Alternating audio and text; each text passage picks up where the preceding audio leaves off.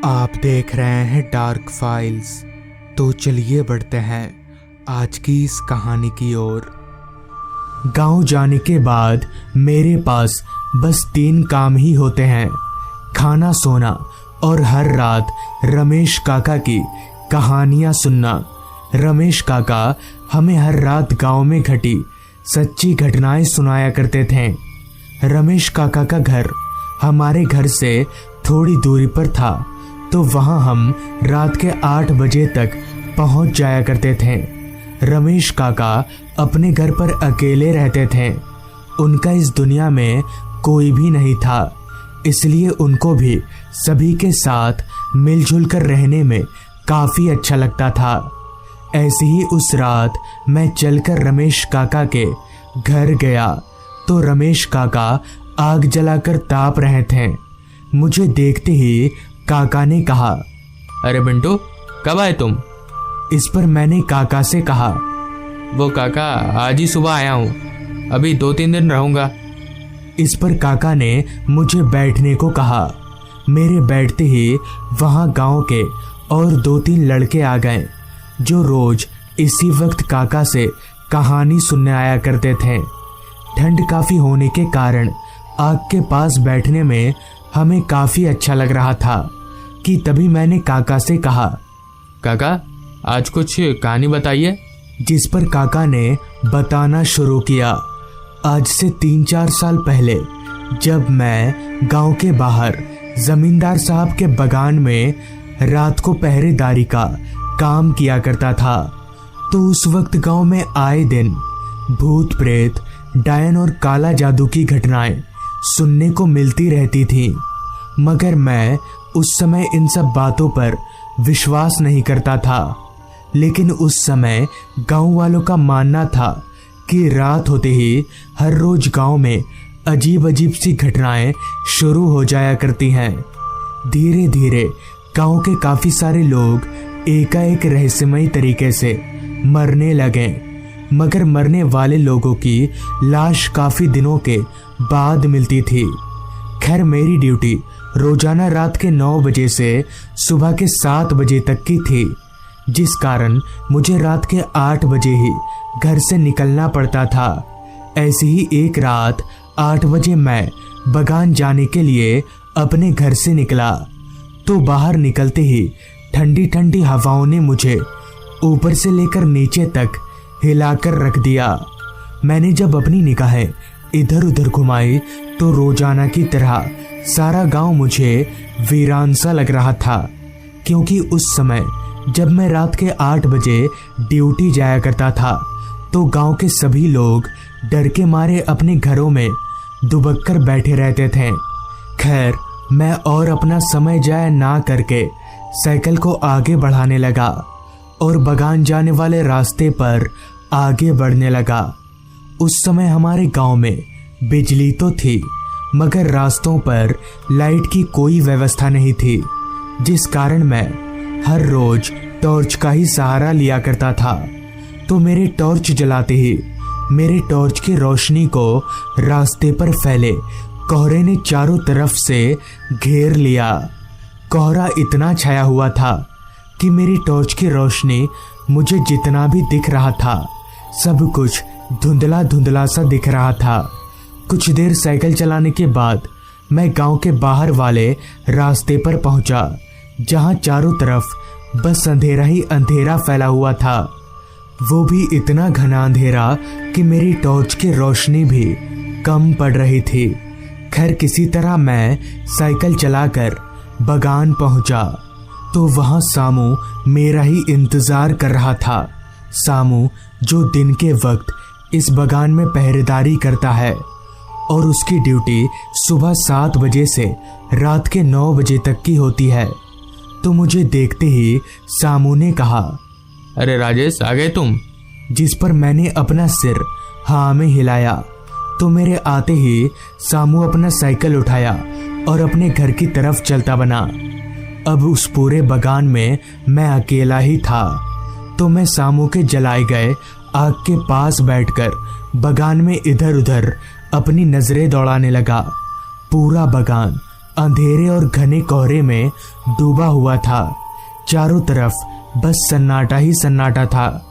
बस बीच बीच में मुझे रात कीड़ों की आवाजें सुनाई पड़ रही थी। कुछ घंटे तो सब ठीक था, जिसके बाद बगान में मुझसे कुछ ही दूरी पर मुझे कुछ हलचल महसूस हुई। एक दो बार तो मैंने उस हलचल को नज़रअंदाज किया, मगर जब फिर भी वो हलचल नहीं रुकी तो मैं टॉर्च लेकर अपनी जगह से उठा और उस हलचल की तरफ आगे बढ़ने लगा। मुझे समझ नहीं आ रहा था कि इतनी रात गए बगान में कौन होगा। खैर मैं डरता तो था नहीं, तो मैं चलकर उस जगह पर पहुंचा। तो वहां पहुंचते ही मैंने देखा कि दो भैंसे आपस में लड़ रहे हैं। लेकिन इतनी रात गए ये दोनों भैंसे बगान में आए तो आए कैसे? और तो और ये भैंसे किसके हैं? मगर जिसके भी हों, मुझे तो इन्हें बगान से भगाना ही होगा। ये सोचकर मैं उन भैंसों को भगाने लगा, लेकिन मेरे लाख कोशिशों के बावजूद भी वो दोनों भैंसे वहां से नहीं भागे। तो मैंने अपने कोशिश में थोड़ा और जोर दिया, तो मेरे जोर देते ही उन दोनों भैंसों का चेहरा एकदम से बदलने लगा और देखते ही देखते उन दोनों भैंसों की शक्ल राक्षस में तब्दील हो गई। ये दृश्य देखकर मेरे पैरों तले की जमीन निकल गई और मेरा सर घूमने लगा और मैं समझ गया कि जरूर दाल में कुछ काला है और ये भैंस नहीं बल्कि राक्षस हैं।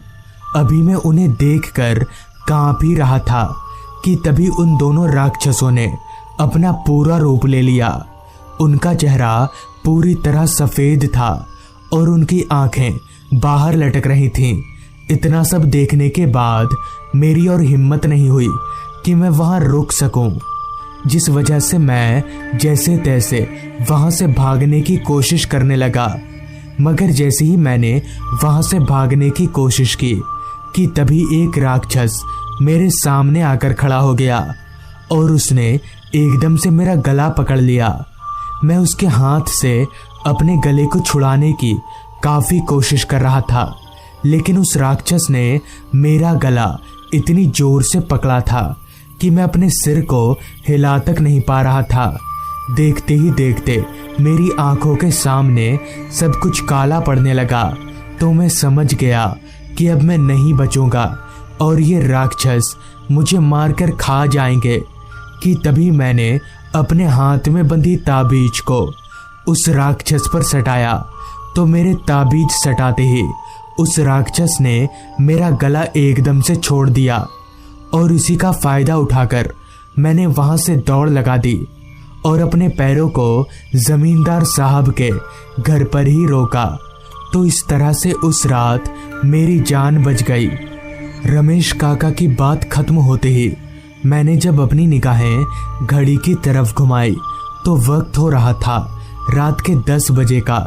काफी रात हो जाने के कारण मैं रमेश काका को आता हूँ बोलकर घर की तरफ आगे बढ़ने लगा।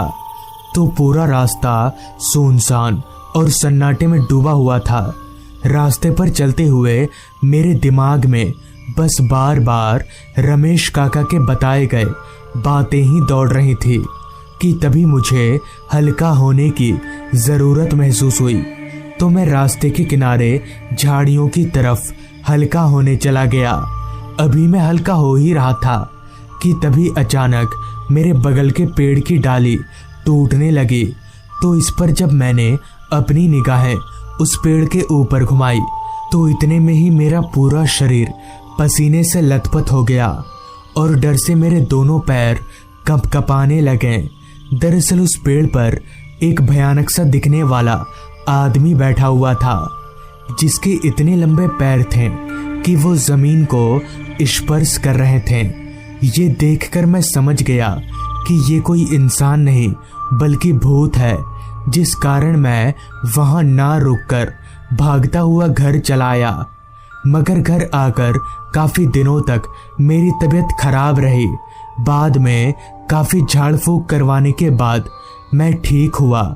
तो दोस्तों, ये थी आज की कहानी। अगर आपको ये कहानी अच्छी लगी हो तो चैनल को जरूर सब्सक्राइब कर लें। तो मैं आपका दोस्त आर्यन जल्द ही मिलूंगा आपसे ऐसी ही एक कहानी के साथ। खाना पीना खाने के बाद मैं अपने दादाजी के कमरे में गया और उनसे कहा, दादाजी, आपने कहा था कुछ सालों पहले इस गांव में कुछ अजीब अजीब सी घटनाएं हो रही थी, उसके बारे में कुछ बताइए ना। जिस पर दादाजी ने कहा, अच्छा बैठो, बताता हूँ। आगे दादाजी ने बताना शुरू किया। आज से 40 साल पहले इस गांव में कुछ ऐसी दहशत मची थी कि लोगों का जीना हराम हो गया था। रह रहकर लोग रहस्यमय तरीके से मरने लगे थे, मगर सभी के मरने का एक ही कारण था, उनके शरीर से सारा खून निकल जाना। डर के मारे लोग रात तो दूर दिन में भी घर से बाहर निकलने में कतराते थे। अंधेरा होने के बाद चारों तरफ सन्नाटा फैल जाता, मगर मुझे पहले पहले इन सब बातों पर जरा भी विश्वास नहीं था।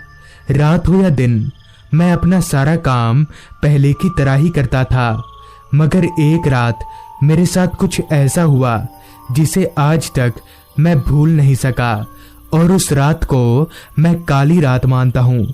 दरअसल हुआ कुछ यूं था कि एक शाम मैं काम खत्म करके खेत से घर लौट रहा था। अंधेरा हो जाने के कारण मुझे मेरे अलावा और कोई दिख नहीं रहा था। मैं टॉर्च की हल्की रोशनी के सहारे घर की तरफ आगे बढ़े जा रहा था। हमारा खेत घर से थोड़ी दूरी पर था, तो मुझे घर पहुंचने में करीब 5-7 मिनट का वक्त लगने वाला था। उस रास्ते पर सन्नाटा इस कदर फैला हुआ था कि मुझे साफ साफ रात कीड़ों की आवाज सुनाई पड़ रही थी। अभी मैं आगे बढ़ ही रहा था कि तभी मुझे पायल छमछमाने की आवाजें आने लगी। उस आवाज को सुनकर मेरे चलते पैर एकदम से रुक गए और मेरी निगाहें उस आवाज को तलाशने लगीं, मगर मुझे वहां कुछ नहीं दिखा। मैंने इसे अपने मन का वहम मानकर आगे बढ़ने लगा। अभी मैं कुछ कदम चला ही था कि तभी मुझे ऐसा महसूस होने लगा कि जैसे कोई मेरे पीछे चल रहा है, मगर इस बार मेरे मन का वहम नहीं था। मुझे साफ साफ किसी के चलने की आवाज सुनाई पड़ रही थी। मैं झट से पीछे पलटा तो मेरे होश उड़ गए। मेरे पीछे घने अंधेरे के सिवा और कुछ नहीं था, मगर ऐसा कैसे हो सकता है? मैंने अपने कानों से किसी के चलने की आवाज सुनी। अब मुझे हल्की हल्की बेचैनी महसूस होने लगी थी। मुझे अब वहां रुकना ठीक नहीं लगा और मैं तेजी से घर की तरफ आगे बढ़ने लगा। अभी मैं चल ही रहा था कि तभी रास्ते के किनारे घने झाड़ियों से आवाज आई, हरिया, आज तेरी बारी है। वो आवाज इतनी डरावनी थी कि उस आवाज को सुनकर मेरे पैर कपकपाने लगे और मेरा पूरा शरीर पसीने से लथपथ हो गया, मानो मेरी मौत मुझे पुकार रही हो। अब मुझे पता चल गया था कि गांव वालों की बात ना मानकर मैंने कितनी बड़ी मुसीबत मोल ली है। मेरी हिम्मत नहीं हो रही थी कि मैं उस आवाज की तरफ देख सकूं। मैं किसी तरह हिम्मत जुटाकर मैंने तिरछी नजर से उस ओर देखा तो मेरे होश फाख्ता हो गए। दरअसल घने अंधेरे के बीच बस मुझे 2 लाल टिमटिमाती आंखें नजर आ रही थी। मुझे देखते ही पता चल गया कि वो आंखें ना तो इंसान की है और ना ही किसी जानवर की, बल्कि उसकी है जिससे सारा गांव डरता है। अभी मैं भागने ही वाला था, तभी मेरे कांपते कदमों के कारण मैं लड़खड़ा कर जमीन पर गिर गया और उसी के साथ मुझे किसी औरत की जोर जोर से हंसने की आवाज आने लगी। अभी मैं उठने की कोशिश कर ही रहा था कि तभी उस झाड़ी में से एक औरत निकलकर मेरे सामने खड़ी हो गई। मैंने अपनी नजरों को उठाकर उस औरत की तरफ देखा तो मेरा कांपता शरीर और जोर जोर से कांपने लगा। मेरे दिल की धड़कनें इतनी तेज दौड़ रही थीं कि उसकी आवाज मैं साफ साफ सुन पा रहा था। दरअसल उस औरत का चेहरा मौत से भी ज्यादा डरावना था और उसके मुंह से खून टपक रहा था और वो औरत जमीन पर खड़े ना होकर हवा में खड़ी थी। उस औरत के मुंह से टपकते खून को देखकर साफ साफ पता चल रहा था कि उसने अभी अभी किसी का खून पिया है। अब मुझे समझ नहीं आ रहा था कि मैं करूं तो करूं क्या, कि तभी उस औरत ने एकदम से मेरा गला पकड़ लिया और एक भारी सी आवाज में कहा, आज तेरा खून पीऊंगी। और इतना बोलकर उस औरत ने मुझे घसीटते हुए जंगलों के अंदर ले जाने लगी। मैं अपनी जान बचाने के लिए काफी जोर जोर से चिल्लाए जा रहा था, मगर मुझे पता था कि मेरे चिल्लाने का शायद कोई फायदा नहीं होने वाला है, क्योंकि मेरी आवाज गांव तक नहीं पहुंच पाएगी। मगर फिर भी मैं चिल्लाता रहा। घसीटते हुए वो चुड़ैल मुझे नदी के किनारे ले आई, जहां काफी सारे खून फैला हुआ था। अभी वो औरत मुझे मारने ही वाली थी कि तभी मेरे ऊपर किसी ने भभूत छींटा, जिससे उस चुड़ैल ने मुझे एकदम से छोड़ दिया और हवा में धुआं हो गई। मैंने उठकर जब पीछे देखा तो ठीक मेरे पीछे एक अघोड़ी बाबा खड़े थे। बाबा को देखकर मेरी जान में जान आ गई। मैं भागकर बाबा के पास गया, जिस पर बाबा ने कहा, बेटा तुम इतनी रात को यहाँ क्या कर रहे हो? तुम्हारा घर कहाँ है? जिस पर मैंने कहा, बाबा मेरा घर इसी गांव में है। और साथ ही मैंने अपनी पूरी आपबीती बाबा को बताई। मेरी पूरी बात सुनने के बाद बाबा ने कहा, बेटा तुम्हारे ऊपर से भी खतरा टला नहीं है, चलो मैं तुम्हें तुम्हारे घर छोड़ देता हूँ। घर आकर मैंने बाबा जी से पूछा, बाबा आपको तो पहले इस गांव में कभी देखा नहीं। जिस पर बाबा ने कहा, मैं बगल के गांव में रहता हूँ, मगर कई दिनों से बाहर गया हुआ था। आज जब मैं अपने गांव लौट रहा था तो रास्ते में मुझे तुम्हारी चीख सुनाई पड़ी, तो तुम्हें बचाने आ गया। जिस पर मैंने कहा, बाबा जी आपको पता है वो औरत कौन है और हमारे पूरे गांव को क्यों मारना चाहती है?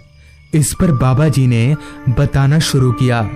आज से कुछ साल पहले इस गांव में एक परिवार रहा करता था, जिसमें एक बच्चा और एक पति पत्नी रहा करते थे। पति की तबीयत काफी दिनों से खराब थी, वो बिस्तर से उठ नहीं सकता था। जब तक अनाज घर में थे तब तक तो सब कुछ ठीक था, मगर जब खाने को कुछ नहीं बचा तो पत्नी अपने 7 साल के बच्चे को लेकर गांव के सभी के घरों में खाना मांगने जाती थी, मगर किसी ने उसकी मदद नहीं की। सबसे पहले तो उसका पति मर गया, जिसके कुछ दिन बाद भूख से तड़प तड़प कर उसका बच्चा। ये सब वो बर्दाश्त नहीं कर सकी और गांव के कुएं में कूदकर अपनी जान से हाथ धो बैठी। और तब से उसी की आत्मा रह रहकर गांव के लोगों को मौत के घाट उतार रही है। बाबा जी की पूरी बात सुनने के बाद मैंने कहा, बाबा जी इससे बचने का कोई उपाय नहीं है? इस पर बाबा जी ने कहा, एक उपाय है। जब वो औरत कुएं में कूदी थी तो सुबह गांव वाले ने उसकी लाश को ना निकालकर कुएं को वैसे ही ऊपर से बंद कर दिया। हमें कुएं को खोलकर उसमें से उसकी बची कुची हड्डियों को निकालना होगा और उसका अच्छी तरह से अंतिम संस्कार करना होगा, तब जाकर उसकी आत्मा को मुक्ति मिलेगी। ये काम तुम्हारे अकेले से नहीं होगा, पूरे गांव वालों को मिलकर करना होगा। उस रात तो हमने किसी तरह से पार किया, मगर सुबह होते ही सारे गांव वालों को इकट्ठा करके पूरी बात बताई, जिसके बाद हमने मिलकर उस कुएं को खोला तो उसमें काफी कम पानी था, मगर पूरा पानी काला पड़ चुका था। सारे पानी को खाली करने के बाद हमें कुछ हड्डियां दिखीं, जिसे निकालकर हम सीधे शमशान चले गए और काफी अच्छे से उन हड्डियों का अंतिम संस्कार किया। फिर जाकर हमारे गांव पर से वो खतरा टला और हमारा गांव फिर से ठीक हो गया। पूरी कहानी बताने के बाद दादाजी ने कहा, काफ़ी रात हो गई है, जाओ सो जाओ। दादाजी की कहानी सुनने के बाद पूरी रात मुझे नींद नहीं आई। तो दोस्तों, ये थी आज की कहानी। अगर आपके पास भी ऐसी ही कोई कहानियां हैं तो हमारे साथ जरूर शेयर करें। तो मैं आर्यन जल्द ही मिलूंगा आपसे ऐसी ही एक कहानी के साथ।